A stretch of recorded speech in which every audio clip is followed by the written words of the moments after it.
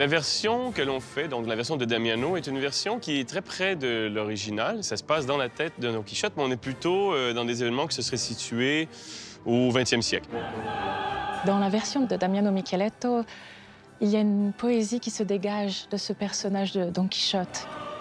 Dans la mise en scène de Damiano Micheletto, je pense qu'on donne un côté tout de suite plus humain. Après Cendrillon, Jules Massenet est de nouveau à l'honneur à l'Opéra de Paris avec Don Quichotte, l'un de ses derniers opéras créés en 1910, qui n'avait plus été joué sur la scène de Bastille depuis 2002.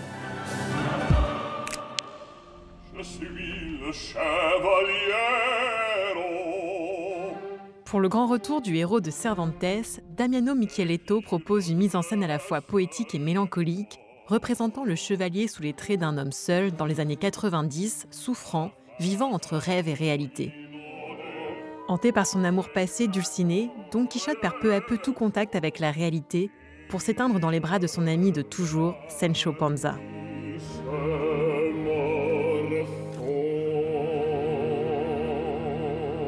Ce que je connaissais du personnage, je trouvais que c'était assez central, assez grave aussi. Ça se tient plutôt dans mes graves. Et surtout, on a réussi à créer, Christian et moi, c'est cette équipe, ce tandem Don Quichotte et Sancho qui fonctionne merveilleusement bien. Donc, c'est un rêve, quoi. Elle soit brune, rousse, blonde, plate, tordue. La grande différence entre le roman de Cervantes et l'œuvre de Massenet, c'est que le rôle de Dulcinée est développé. C'est-à-dire que dans l'œuvre de Cervantes, il est mentionné, mais le rôle n'apparaît pas. Donc pour moi, c'est une différence majeure que de pouvoir enfin incarner ce rôle.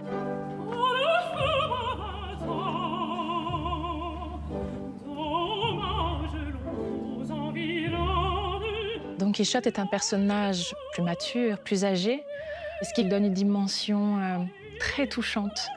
Et ce qui contraste énormément avec mon personnage qui est d'une légèreté, une frivolité, une fraîcheur due à sa jeunesse.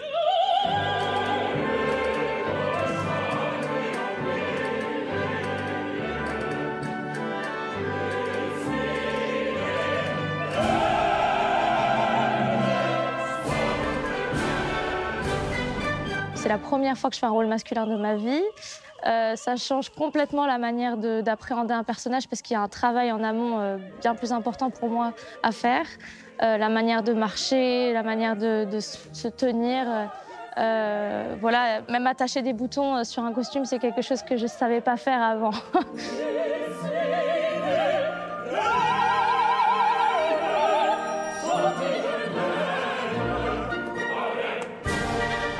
Comme Don Quichotte est un personnage qui vit dans le passé, qui vit dans les romans qu'il a lus de chevalerie et tout ça, eh bien, Massenet fait un peu la même chose, c'est-à-dire qu'il rend hommage aux façons de composer du passé. Alors, on retrouve des styles comme de la fugue ou du contrepoint, un peu partout dans l'œuvre. Et de temps en temps, il nous fait un beau grand duo bien lyrique. On dirait qu'il signe Jules Massenet. On dirait qu'il nous rappelle que c'est lui le compositeur.